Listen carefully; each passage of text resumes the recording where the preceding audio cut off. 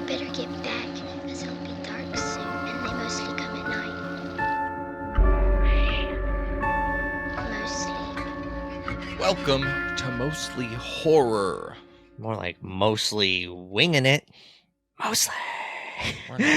We're not winging anything. Listen, here's It's the jazz, deal, baby. guys. They know what Here's they the signed up for. deal. We were supposed to record a interview today, and the interview had to get pushed to next As week. is the nature of the industry that we work with here. Yeah, as is It's the okay. nature of the nature of nature, and As is the nature of the nature. we still need to do an episode for you guys because we love you, and we thought that we would we love you. We thought that we would we'd do a little game, a little 2-person game, honestly just like a little 1-person game today. I'm just being challenged. I'm just being put on yeah. the spot is what's happening. Yeah, basically I'm gonna force Sean to answer some trivia questions. There's no prizes besides just knowing you did a good job. But before I'll take that, it. yeah, before that, as always, we should jump into some things that you probably already know. I'm sure you already knew that. You only tell me stuff I already know. You already know what I'm going to tell you. I feel like for the past 3 or 4 weeks, we've been talking about horror on Broadway. Yeah. And I just saw a couple days ago that Stranger Things, the first saga, is coming to the West End. Yeah, dude. I don't know why all the horror is going to the West End right now. Yeah, what the fuck? Okay, I guess like we did get Jaws and Yes. and Grey House, but this is cool. This isn't like a spoof one, which I know that there was like a spoof Stranger Things show off Broadway the past couple of years, but this is official. It's the canon. cast was announced. Yeah, the cast was announced by Netflix, and this is going to be set in 1959. And essentially, here's a quick synopsis. Chelsea, can you give me some can you honestly give me some like rip-off Stranger Things music to put underneath this? Hawkins, 1959. A regular town with regular worries. Young Jim Hopper's car won't start. Bob Newby's sister won't take his radio show seriously. And Joyce Maldonado just wants to graduate and get the hell out of town. When new student Henry Creel arrives, his family finds that a fresh start isn't so easy. And the shadows of the past have a very long reach. Brought to life by a multi-award-winning creative team who take theatrical storytelling and stagecraft to a whole new dimension, this gripping new adventure will take you right back to the beginning of the Stranger Things story and may hold the key to the end. That's cool. Do you guys hear that? I mean, that is years of drama class that is in full effect. All right, you send in an audition to theater. Did you send in an audition tape? Yeah, it's cool. I mean, yeah, I'm in. It's a bummer that there's like a prequel coming out that you can't see unless you go to London. Right. Like, you know, that's maybe they're like testing this story for a spin-off or something. Sure. Yeah, I wonder. It's because I didn't get to fully read about this, but I did see some sort of ad or something for it the other day, and my immediate thought is, okay, so are they going to keep this like really straightforward and clean about the adults, or is there going to be hints or precursors to the spooky things to maybe, you know, the lab and stuff like that, or you know, the Upside Down? What do you how much spooky do you think that they're going to be putting in this, or do you think they're going to play it fairly I think it'll be spooky. Well, it's not even the adults, because it's talking about like Jim Hopper. I mean, Jim Hopper is Hopper's dad. Hopper, like, he's technically Hopper Jr., but like you have Joyce as a kid, you have Victor Creel. Right, I meant the adults as kids. Like when I said the adults, yeah, I think they probably just focus on them, to be honest. But I think it's spooky stuff. Like I haven't watched Stranger Things in a minute to be able to remember like spooky things happening back then, like outside of the Creel stuff. Sure. But you know, there was probably some stuff that went unnoticed in the 50s in Hawkins. So I don't know, dude. I'm down. Let's fly over there. Let's go see it. Someone. There's who does honestly that? there's there's a lot of cool stuff that I would like to go see. Which reminds me of an email that I have to bring up to you after this call. Okay. The next thing that you probably already know is the third Conjuring film that came out was called The Devil Made Me Do It, which is based on Yeah. a true story. And I now guess it's the other getting one's- 17 spin-offs from that movie alone, and a graphic novel series, and a RPG roleplay game. And sorry. Yeah. Close. So basically, because it was based on a true story and a true trial, there is a doc that is coming out about the actual like Devil Made Me Do It trial, which okay. is pretty interesting. Yeah. It's on a streaming service that I won't name so they don't get any money, but it's the color is red. And it's it's going to be coming out October 17th. Explores the first and only time that demonic possession has officially been used as a defense in the U.S. murder trial. Yeah. It's. But I was about to say, regardless of what you believe, that's interesting. I would definitely watch a doc 100%. about it. I only know Yeah. a limited amount about that case. So Yeah, the true crime aspect of it, I think, is more interesting than the actual sure. possession element Absolutely. of it. You know? Yeah. Absolutely. So I'm in. I'm down. Yeah. I thought it could be cool. When I saw that they have like a cool motion graphic thing. I wonder if like how heavily they feature Ed and Lorraine Warren. I know that they were like a part of it at the beginning. But when it's not like were they like a part of the trial?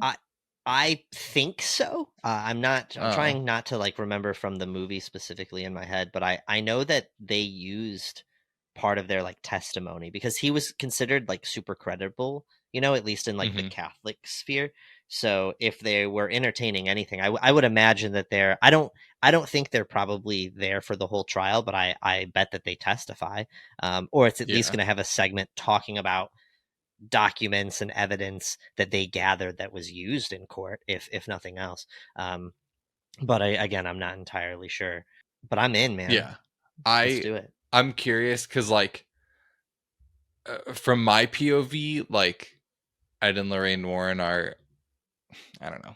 I'm not gonna like shit on these old people now, but like you could say it's their all right.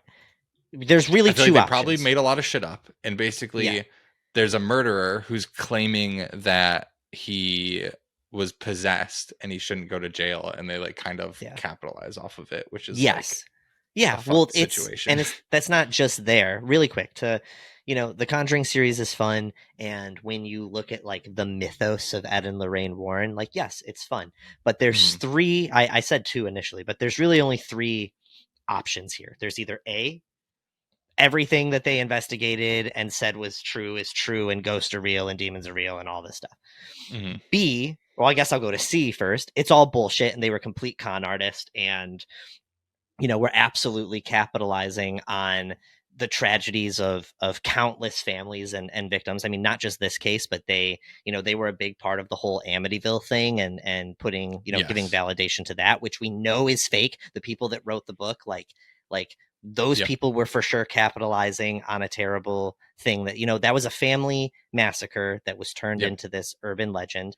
And so Ed and Lorraine were at least, they had their take on that as well. And so option B is that, because I do believe this is possible, that there are people that they lean into their own imagination so much to validate themselves and what they're doing, that it's almost like a self-delivered, like psychosis or delusion. I get like where they actually believe their own bullshit. Like they, what I mean? Where they dish it out so much. So it's not to sit here and shit on them as whatever, but there's a reality to their life and their history, and you just have to own it. You can't just do the fun stuff, exactly. And that's why I think they basically were able to profit off of this, like the whole Conjuring series as well. And it's just, I don't know, it's honestly a bummer to know that that's happened, but it's okay. It happens. It's such as the dude. We I was just just have to confront watching. it. Yeah, exactly, and address it. Yeah. It's. I was just watching. I don't remember the name of it, and I'm not going to tell anyone the name or the streaming service anyway, but there is a show about cults right now that's on one of the streaming services. It's and on the red one. it, Is I it the don't- one with Lola in it? No. Wait, is she in a show? No. Lola's in a show called How to Join a Cult, How to Start a Cult. It's on the red streaming service. I Yeah. didn't know that. I know about her podcast, Yeah. but I didn't know. I think Okay, that's why she's interesting. on this one. Yeah. Have to explore that in the future. But I will Mhm. say that this is something else, and it's on Got it. one of the other ones, not the red one. Cults But are either hot way, right now, man. it's but this show is fascinating. I've Mhm. been learning about smaller cults, like the Not Heaven's Gate, Manson family, like some of the, because dude, there are so many cults. That's one of the, I think we talk about this with Lola, but America, just like a big part of the creation of America was religious freedom, and that birthed just a ton of different ideologies that have just been able to grow and like created this culture of that. So we have a lot of cults in the history of this country, and especially like, dude, 60s, 70s. So it's fascinating. Sorry, but either way, the shit that people will do with like religious belief and spiritual belief and faith, like people taking advantage of that is just, I think it's inherent into the entire structure, the concept. Yeah, I agree. I mean, there's a lot. The cult of was it The the Lamb? cult of David, the Salt Lake City, like that was basically just a guy and his family. Oh yeah, where like, is that They Danny jumped Elfman? off the hotel. Yeah, Yeah. insane. Yeah, But just like an absolutely example nuts. of a smaller cult. Yeah, cults are crazy, Yeah. but also just the ideology and stuff is insane. We could People start a believe cult. dumb. If we put our totally minds could. to it, we totally There was a could. time where I was like really tired of working, and I was just like, I should just like start a cult or start a not even a cult, like I should just be religious. I should just go do a religious thing, and it just, I don't know, because it'd be What? easy, you know. Oh, like I okay. should just start a church, you know. Got That's a you. good money making opportunity. Yeah, it's not taxed. it's a brilliant business model. Yeah. Starting a church is great for the finances. Yeah. Not so great for the children. Yeah. This case earlier was so messed up, especially when it came to kids. Is awful. I'll tell you about it later. But you go. The cult case that you were talking about. Yeah, dude, it's messed up. It's in the future. I'll actually tell people about the show in a different world. While we're recording this, was just notified by our friends at Morbid that we have a new billboard up in Times Square, didn't where we even had know. one previously, which is really cool. So we're back, baby. Hell yeah, gotta go see We're it, back in Times Square. Let's go. Woo! 13 Podcasts, one network. dude. Morbid Chels, can we Network. get a That's celebrate good times? Come on. Maybe I just gave it. Maybe you don't even need to give it. Put some instruments behind that. Yeah. Can you match up Sean singing Yeah, with the actual You instrument? can do it. She's editor extraordinaire. Other things that you probably already know. Just one other thing I want to mention, and Sean, you should see it if you haven't already. The trailer. I think this film just premiered at TIFF or another festival, but the new trailer for A24's nightmare comedy Dream Scenario just dropped, starring Nicolas Cage. Nick Did you out watch it? here. I watched. I got like 15 seconds in, and I was like, I'm sold, and I just stopped. I was like, I don't want to fucking know. I watched else. too much, I think, unfortunately. Gotcha. But the funny thing is, the director of this, Christopher Borgli, I believe is how you pronounce it, Borgli, is the director of a film called Sick of Myself, which is what Gabriel Beer Giselson recommended when he was on our show. So, gotta get to that. Director of a well-recommended film is doing this one. It got like really great reviews, specifically for Cage. It's also produced by Ari Aster, which kind of sells me from the get-go. It also had a lot of cool people in it, like Kate Berlant, Michael Cera, Dylan Jalula, Tim Meadows was in it in the trailer. So really exciting to see that. It's probably more of a comedy, but still, has some horror tinges to it. It looks like you know, I could tell there's going to be goofy elements even just from the bit that I saw, but you can tell it's going to go dark. It's going to have some really fun visual things going on, you know, suspense and stuff like that. I expect it to be one hell of a ride is basically what I'm trying to say. I was sold instantly and was like, I'm not going to ruin this for myself, and I just stopped it. I was like, they did the first 3 seconds of this trailer did what it needed to do. So, which is all that you need, and Exactly. we'll agree to promote some A24 stuff because yeah, we can do that. They're making amends with SAG and WGA. Yep. But anything else that any news that you know, Sean? I know you don't know news. Well, so news right now, no, I'm fairly behind. I will say that I have something. I can either tell you now or I can wait until after our game. Let's wait till the end. All right. We did our segment here at the beginning, so let's take a brief moment to breathe, and if we have any sponsors, they can talk in this brief moment, and then we'll jump over to some trivia time. See if Sean can answer our 20 horror questions this week. Let's go.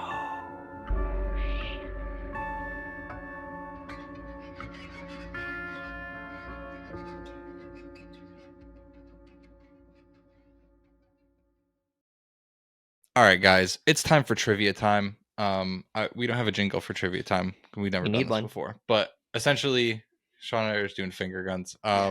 Essentially, what we're going to be doing today is I have 20 questions. We should just call this segment 20 questions. Let's play 20 questions. Yeah, we're going to play 20 questions. Sean should be able to get all of these. There's a couple of toughies in here. I'm not going to lie. Okay. So I'm curious if you're going to get them. They're some maybe a bit specific. Sure. But, you know, we'll talk about them. What were you going to say? Well, I'm just curious because we have, you know, a big part of this journey that me and you have been on with this podcast has been exploring where our tastes are and stuff. And while we converge on a lot, we also differ on a lot. So I'm curious enough just with what questions you've picked for me. I think that alone will be interesting. I think that I've chosen ones that you will get, or that you at least will know the film. I stand a chance. Yes. Yeah. Okay. I didn't want to grab things that you didn't know. But I did, you know, want to at least I'm down for diverse. Mix it up a little bit. So weird. Let's start off with an easy one. Okay. What is the name of the possessed girl in The Exorcist? And bonus points if you know her last name. Oh shit. That's fair. So it's in there. So it's Regan, but I'm trying to think of her last name. I can tell you that the young actress who played her is Linda Blair. Yeah. Regan. That wasn't the question I was asking. Oh, well, give me a second. Just give me a second. Is it McNeely? It's McNeil. McNeil. We'll give you a half point. You know what's funny? I'm gonna put half when I started to say that I think it's wrong, for some reason Sinclair was in my head, and I was like, that doesn't feel right. But then, funny enough, I was thinking about her mom, and I can't remember her mom's first name in that movie, but McNeely came into my head. Interesting. As so McNeil. Okay, Regan McNeil. All right. You're very close, but you got that one. I'll take it. Correct. You got a point. The next question, and this man recently passed away, so hopefully you know the name. Who directed the 1973 horror film, The Exorcist? This sucks. So it's William. My brain is just so much better with faces than it is names a lot of the time. William. If you saw this man, would you know his name? Yes, I do. Yeah, because I watched they have a doc on Shudder, and I've watched it twice, and I thought it was great. It's William F. William Fredericksburg or something like that. Is it? What is it? Fergus. I'll turn the half point from the last question into a full point for this one. William Friedkin. May he rest in peace. Okay, I'll take that, man. Yeah, so this is what you will see.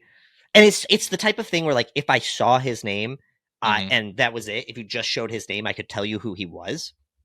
But conjuring the name out is just, I'm not always the best at that. Okay. That's really funny because the next question is about a film from 2013 called The Conjuring. Okay. What is the name of the demon in The Conjuring?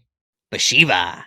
Nice. Yeah, dude. And she's a witch, actually. A witch turned demon, I guess. But yeah, Bathsheba, dude. And she ugly. She got a mean mug. I didn't know if you were gonna know that one. Good. I got it. All right. Sean, one of your favorite horror films is the original Halloween. Yeah. What year did that come out? This, you know what's it sucks because I never get this right. Every time I try to talk about it. And I don't know what it is. It's okay, wait. All right, so I think Texas Chainsaw Massacre came out in either 73 or 78. And weirdly enough, this is how my brain works. I have to like place it in between stuff. So I think Texas Chainsaw Massacre 73, which makes me think that Halloween is 78. It's 78 or it's like 82. And I'm going to say 82. Oh, Sean. Was it 78? 1978 is the year that the original Halloween came out. See, and I think I do that every time. I think I have a memory in my head of 78 and getting it wrong. And so I try to correct it, but I need to trust the initial gut feeling. I'll take that L. I deserve it. What kind of toy doll is Chucky in Child's Play? He's a good guy doll. All right, that was an easy one. Yeah. In the 2017 horror film Get Out, what action causes Chris to fall into a paralyzed state? Well, so it's hypnosis, but she's like swirling the teacup. Nice. And then the stirring of a teacup. Is it? I couldn't remember if the stirring itself is what does it, or if she like dings. But she says like sleep or sink into fall. the floor. Sink. That's what it is. Sink into the floor. Yeah. Okay. You giving it to me? Do I take that? Yes. Yeah. The stirring of a teacup is what we were looking for here. Right. So that is good. Also, I hope everyone listening is playing with me. You can keep points and tell me who wins or loses. I'm looking. We're on an honor system here, but let us know. Next question. In the 1984 film Gremlins, what are the 3 rules for taking care of a mogwai? Come on, well, I look like an amateur. Listen, bro. All right, so you never feed them. Well, so the most important. Okay, wait. All right, don't get them wet. Mm-hmm. You know what's funny? So I have 2 of them. I have to find the third. All right, don't get them. I can't do them in order. Don't get them wet. Don't feed them after midnight. And there's a 4th rule too that they added for the new one. Yeah. Is it that they don't take them out in the sun? It's bright lights. Bright lights, yeah. No bright lights, but and that one's harder. Yes. Yeah, that one's harder to remember because at least I don't really remember a lot of moments where that one comes into play. It's mainly the water and the food that are the biggest problems. But you kill them with the bright light, so that's what it is. Yeah. Yep. Okay. Next question: what is the name of the fictional New England town where many of Stephen King's stories are set? Derry? No, is that just it? That is where it is set. Yeah, but okay. Castle Rock. Castle Rock. Yeah. Okay. But unfortunately, you said Derry. Yeah. You loser. Yeah. Whatever. I still need to watch that show. It's so good. In the 2001 film Jeepers Creepers, how often does the creature hunt? Once every 27 years. Sean. 23? Yeah. Fuck! I'm so close. This is a perfect example of how my brain works. Like, very few things are 100% in there, but I'm like near a lot of it. Hopefully all of our listeners are doing better than you are. Let's see. What else do I got for you? What is I think Pennywise is 27 years. That's very why. possible. Yeah. And listen, the questions are only going to get more difficult from here, so Let's let's go. keep it going. Okay. Poltergeist, Yeah. directed by Tobe Hooper, Hmm. was written and produced by which very famous director? It's Spielberg. It is Spielberg. Yeah. That's a Yeah. good You one. maybe the question seemed almost too easy where I was like, is it a trick one? But yeah, I'm pretty sure No. because No he tricks kind of here. just There's no tricks. but he just kind of let him do what he wanted, I think. I remember hearing something about the making of that movie recently. Fun Yeah. little fact there. This one's a bit of a toughie. Do you know what state the Blair Witch Project is set in?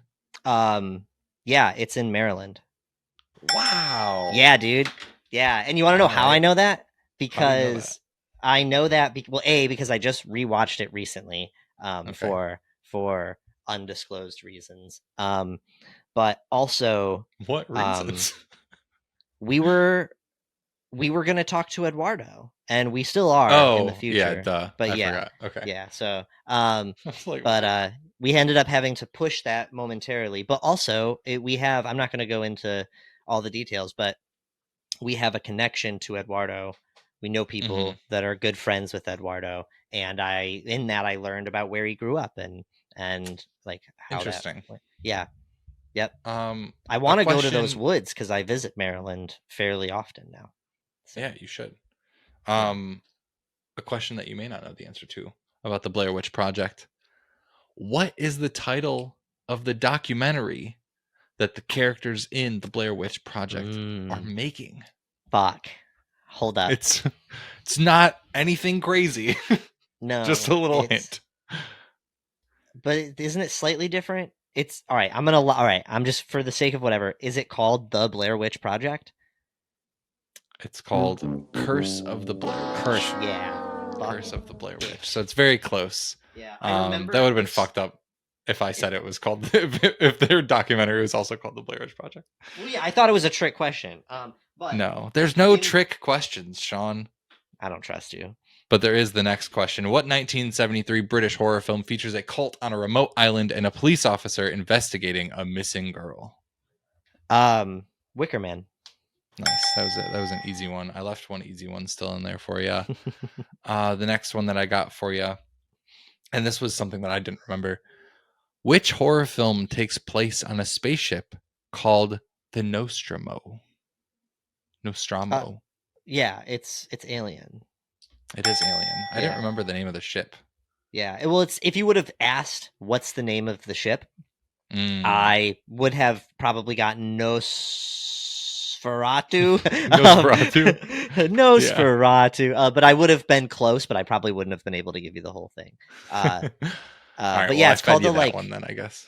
It's I think there's a difference in inflection, at least when they say it, and I'm trying to remember. Maybe damn it, we need to just rewatch. I don't think it's Nostromo. I think it's Nostromo. In space, no one can hear you. Space. Yep. Next question. What is the name of the cannibalistic family in the 1974 film The Texas Chainsaw Massacre? They're the Sawyers.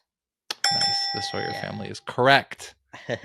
Chelsea, I don't know if you've been putting like ding ding dings or ants in here, but if you haven't already, can I politely request that you go back and can we get some soft ants because I don't think I hit any of them hard enough, got them far enough off that I deserve it's a just full more fun. It's more fun when the sound effects are fun. All right, Chelsea, at your own discretion. Chelsea, you know what to do. All right. What 1981 horror film features a transformation scene set to the song Blue Moon? You said 81? 81. Blue Moon. Oh, American Werewolf in London. Nice. Yeah. I almost said werewolf transformation and I had to cut I'm glad myself you didn't. Off. It's in my head, I was thinking of transformations, and for some reason The Fly came to mind, but I was like, that totally was not to Blue Moon. And his transformation, I mean, there's not like, I mean, I guess there's scenes you could pick out, but the whole movie is the transformation, basically. So I guess that's fair. Oh, you're talking The Fly? Yeah, Not- yeah. But then American Werewolf in London, obviously. very specific. Yeah. Yep. Next question. Got 4 left. I've been forgetting to tally how many you got right, so I'm gonna have to go back and see. What 1987 vampire film features the tagline "Sleep all day, party all night, never grow old, never die"? 87? Mm-hmm. I don't remember that tagline, so I'm definitely going to be guessing. But in my guess, the immediate, like, just from time period and from the general, like, teen nature of it, I'm assuming it's Lost Boys. It is The Lost Boys. Yeah. Okay. Nice. I thought right. that you might get that from context clues. So next question. We got 3 left. The film Reanimator is based on a story by what author? So it's based on it's a story that I believe is of the same name by H.P. Lovecraft. It is an H.P. Lovecraft story, which is another one of the things as I was doing these questions that I didn't realize. But yeah, I want to read it. I haven't read it. I've never read actual H.P. Lovecraft. I just know. Can you afford to read H.P. Lovecraft right now? Probably not. You're talking just for like my sanity? No, probably not. No, yeah. I'm not. I've been telling you to play Dredge, and I'm like, that's like kind of Lovecraftian too. You should probably like not. I'm feeling very fragile at the moment, so I don't know. Someone brought up Dredge at work the other day, by the way. Other side thing. Yeah. Dredge slaps. Yeah. All right, 2 questions left. In the 2002 film 28 Days Later, what causes the outbreak of the deadly virus? Well, so this is gonna be a long answer because I don't know where to specifically draw the line to that, but basically they were doing experiments on chimpanzees, and a PETA-esque group breaks into the factory to free the chimpanzees, not realizing that they are zombies, and they get bit. Yeah, the monkeys are infected, essentially, and they pass it along to the humans. Yep. Wonderful films. 28 Days and 28 Weeks Later. Yeah. Excited for months. Yeah, months should be great. Last question for you, Sean, and then I'll go through and try to remember which of these you got correct. In the 2004 film Shaun of the Dead, what is the main weapon that Shaun uses to fight zombies? That Shaun uses? Isn't it a Damn, I'm remembering a few things. I remember the gun in the bar. I remember the pool table thing. But doesn't he use? It's from like cricket, like a cricket mallet or whatever. Nice. Yeah. Nice. It is a cricket bat. There you go. I was trying to remember the sport. I was like, giving you an international sport may throw things off a little. Yeah. But nevertheless, she persisted. So 15 out of 20. I'll take it. 75% correct. Yeah. And I was close on the other ones where I don't feel bad. I'm gonna be able to sleep tonight, Like I don't feel that I've disgraced myself with some of those details. That was fun, and I kind of wish you had 40 more questions.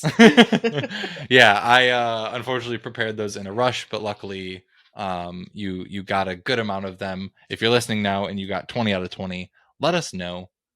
Very curious to see if anyone beat Sean. I'm sure people did. That said, we're going to take another quick break and take a breather. And if we have any sponsors, they can do a little chat, do a little talk, make a little love, get down the night. And then we will be back on the other side with our mostly horror recommendations of the week.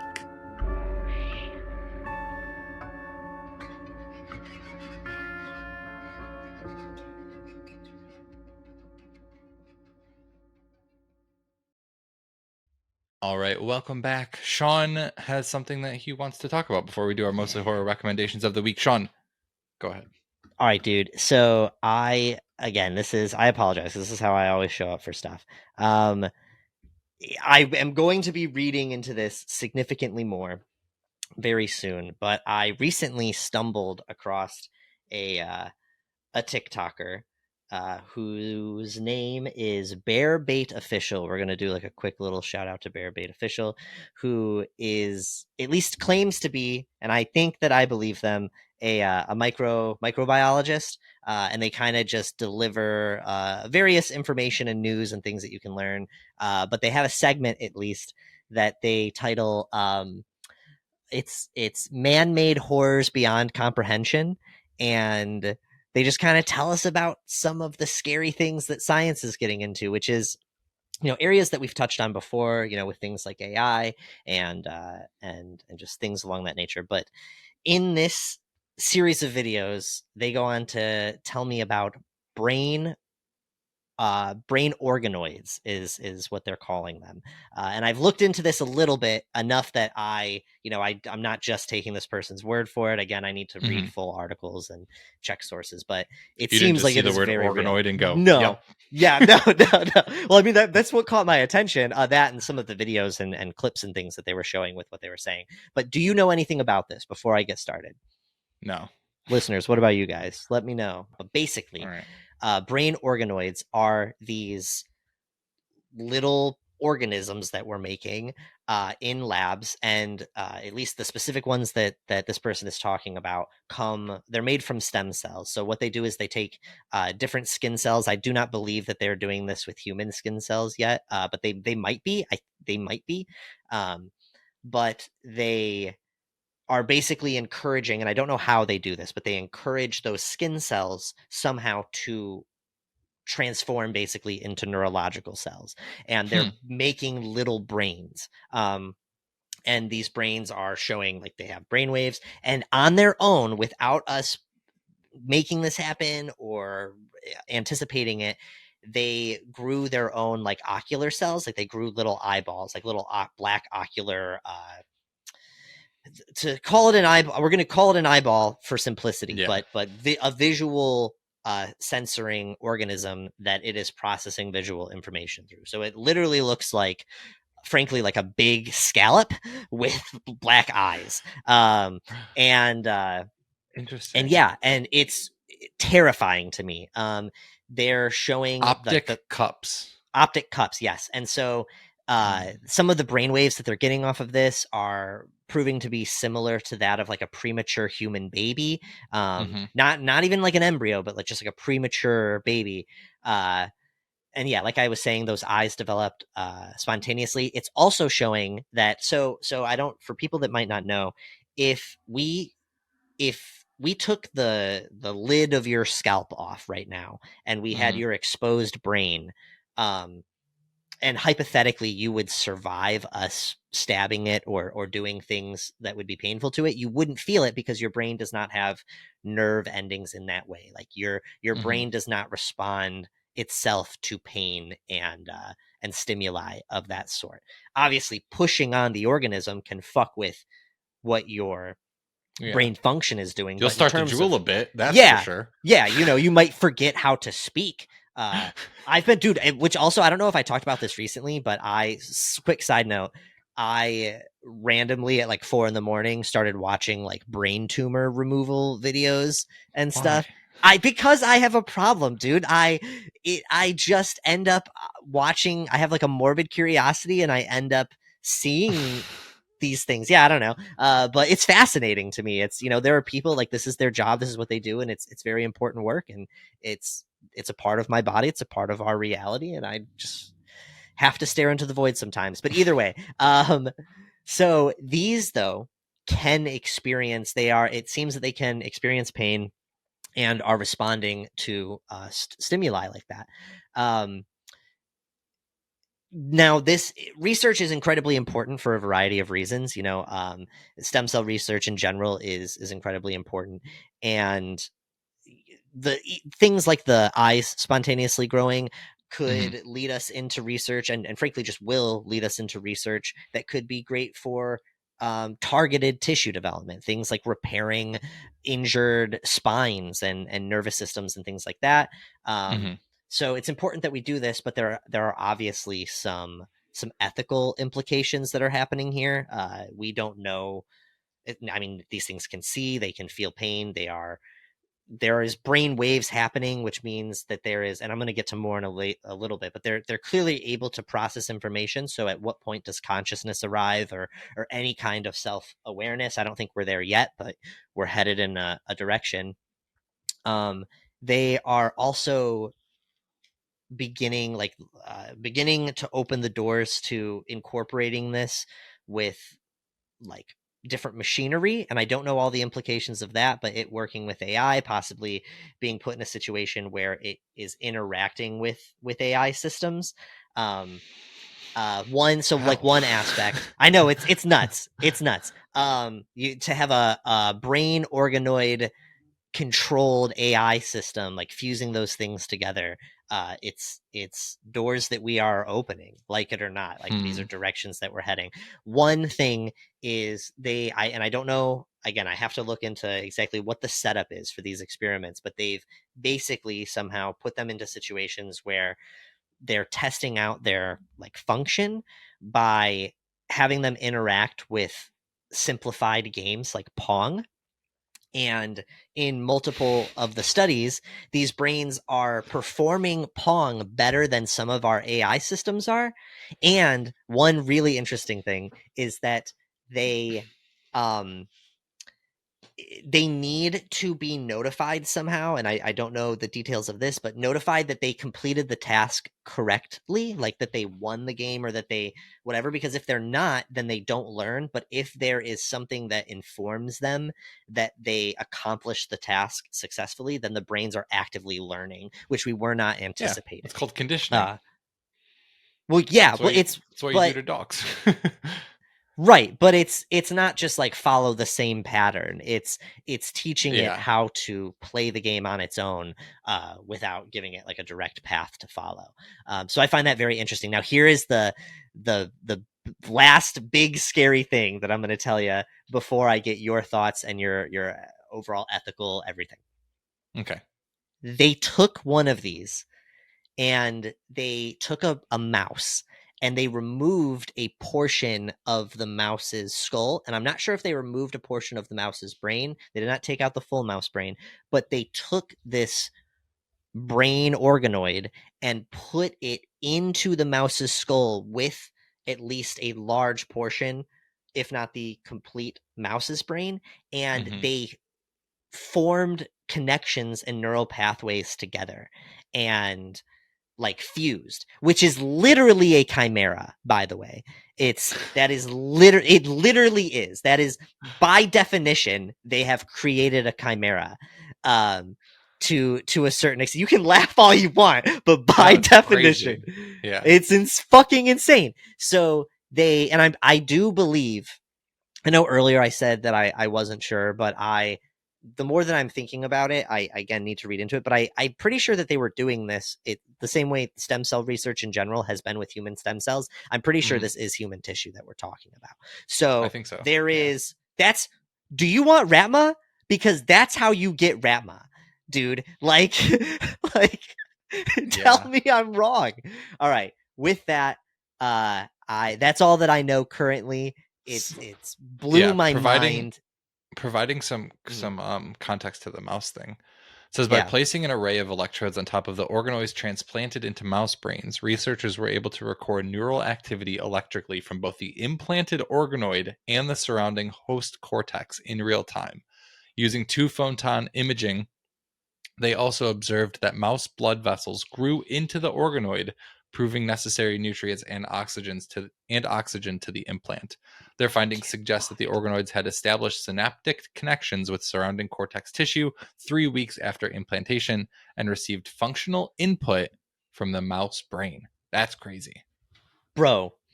We're getting there. This is also from last year. There's probably it's 18 mice with this type of brain. I was about to say and also there obviously with stuff like this, it's not like the second that it's done, there's a news reporter there talking about it. Like, this is stuff that's released significantly after the fact. I mean, regardless of where you stand, and regardless of where you stand on the alien stuff, we won't fully get into that. But it's clear right now that it's everything that we've thought before about our government. Like, it's just confirmed that we don't disclose things in any kind of timely manner, like any like technological advance. Either aliens are here right now, or we have like ship and travel capabilities and energy capabilities that are thousands of years in advance. One of those two things is true. So either way, the government is hiding stuff. Of course, technology like this, we're going to get told, you know, late stages. So who knows what they're growing right now? They probably got like 6 Ratmas released in the New York City subway system as we speak. Yeah, Chloe Okuno just saw one, and she was trying to tell us all about it, I think. Saw a Ratma? Yeah. You're right. You're I think goddamn so. right. I also want to point to, I just think about like this technology in general. Like, obviously, I'm sure that in terms of the amount that you can trust a scientific research center and a government research center and stuff, this technology is going to become like, if they can do it, then other people will be able to do it. And I just think about like the horrors of the Holocaust and like Mengele and stuff like that, and what these kinds of tests and this kind of science would be like in the wrong hands. Like, I truly just think it's a matter of time before these sorts of experiments, you know, we hear about some crazy whatever. Yeah, I'm sure if they're not happening, they already are. I mean, I'm sure these are like similar experiments to like what? Experiments are experiments, you know what I mean? Like, I think that you can be like, oh yeah, making this type of like brain organoid works, and then more people will start to do it. But I can't. Well, yeah, well, like, who's going to be testing this on like people? Mengele. People like Mengele. Like, it's just there's just no way that we move forward and we never have a mad scientist that tries shit like this. Like, I don't know, man. I just look at the horrors of the future. I guess that's fair. I don't know. Weird fucked up people are always going to do weird fucked up stuff. So, exactly. But yeah, it's with interesting. that, I never heard about it. So yeah, that dude, it blew my mind. I was like, bullshit, and I start like Googling stuff, and obviously it's not something you can fully digest, you know, on break at work, you know. But it clearly it's a real thing and it's happening, and I'm very curious to learn more about it. And again, it's, you know, I'm leaning. This is a horror podcast. Obviously, I'm gonna be pushing on some of the darker, imaginations. I can't think of how I want to say that right now, but some of the darker ways that this could go, and I do think those are worth considering. But also, this is incredibly exciting research for all the things that I was talking about, from everything from growing limbs to, you know, growing new brain tissue post things like stroke or intense. Yeah, that's brain crazy injury. to think about. Like, exactly the stem cells in general, like using stem cells to like to regrow what was once there is wild. Yeah, absolutely. So crazy. It'll make a great movie. We're gonna get a good movie out of it. I'm sure there's already a movie. We're gonna get more good movies out of it. On that note, it's time for us to wrap this up with our mostly horror recommendations of the week. Sean, do you got one? Do you want to go with yours first? I do, yeah. I have been thinking about games a lot more recently. Really want to jump back into the gaming world. I know that I'm looking forward to us covering some more game stuff in the future. Obviously, we already have an episode breaking down Little Nightmares, but my recommendation for this week, for anyone that plays a fair amount of video games, likes puzzle games, particularly enjoyed Little Nightmares. I might have mentioned this on the show before, but I've definitely never officially recommended. It's a 2-parter. The video game Limbo and Inside. These games are both fantastic. They are platform puzzle-based games. Limbo is about a little boy who loses his sister in a scary woods, and he has to get through the woods that has all sorts of obstacles and creatures in order to find his sister. I've played that game like 4 times. It's been years now, but it is so much fun. Did you ever play it? Yeah. I don't remember if you played it. Yeah, I've played both of those. Love Limbo. And then Inside is a game that I believe is made by the same company. I was trying to pull it up. I think so. But which I wish I could name that company off the top of my head right now. I and every time I try to Google something, I'm like awful. It's embarrassing how bad I am at Googling stuff. Playdead is the developer. Playdead. There you go. Yeah.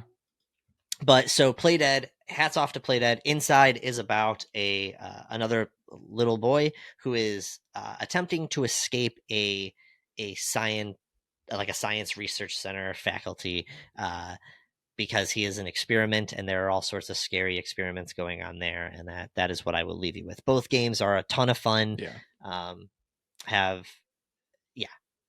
That's my rag. The ending to both of those games are wonderful. Yes, I think I love both. And of the those games. replay value is just so fun. Like, it's the type of thing where, you know, you'll always forget how a puzzle works.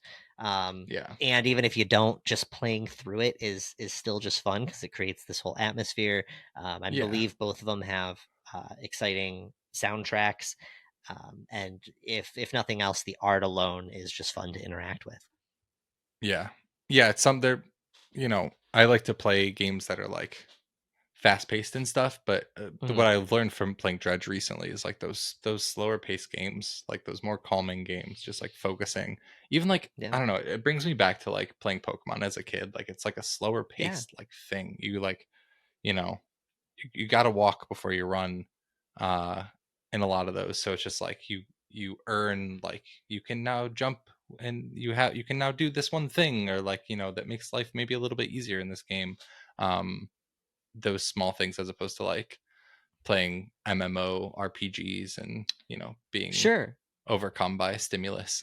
Yeah, they all have their merits, you know. It's sometimes you need to jump in and just shoot up some people in some quick rounds. Sometimes you need a narrative to really follow, but that's got a lot of, I'm not going to hack and slash to simplify what I'm trying to say, but then other times you want an art experience that you can interact with, or you want something very calming. You know, Animal Crossing is just as valid as Call of Duty, is just as valid as of God of War. Pokemon, Limbo. There you go. Video games. My Rex of this week, about a week ago, it was Bong Joon-ho's birthday, and it got me wanting to revisit his work. I think I had a recommendation recently that was Memories of Murder, but really just Bong Joon-ho is one of the best directors out here doing it, and has been doing it for the past 23 years. Memories of Murder, The Host, Mother, Snowpiercer, Okja, Parasite, they're all wonderful films. So I just wanted to recommend Bong Joon-ho as a director and for people to check out his stuff. The other thing that I wanted to recommend, which is not related at all, is and I sent it to you and Bruce, Sean, but I found a rapper on TikTok who I guess has been rapping for a long ass time, since like 2000. My man is 39 years old, but his name's Prof. He has such a unique way of rapping, from his tonality to his rhyme scheme to his beats. His cadence is just nuts. I'm just enamored. Everything that I've seen from him, I just love immensely. And I've only like been watching his TikTok videos, but I need to like listen to his actual stuff because it's insane. So when it started, I wasn't sure what I thought. It felt a bit just like different than what I usually go for. Even just the beat, I was like, okay, I don't know. This seems, I don't know. But dude, I watched it like 5 times when you said it. It sent it. It's so good. This guy says, just for the listeners, because I loved this so much. He said, 4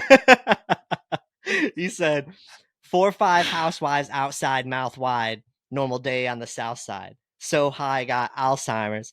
Slope style, alpine in my downtime. Genius. Like it's so. But he says it like 4 or 5 housewives outside. Yeah. No day on the south side. Like he has like this like country twang almost, but it's like on purpose. Like he does. It's like he's like doing goofy voices, kind of. Yeah, it's like if Riff Raff could rap. That's a fair. Yeah, that's a fair thing. I just sent you another one that's really good.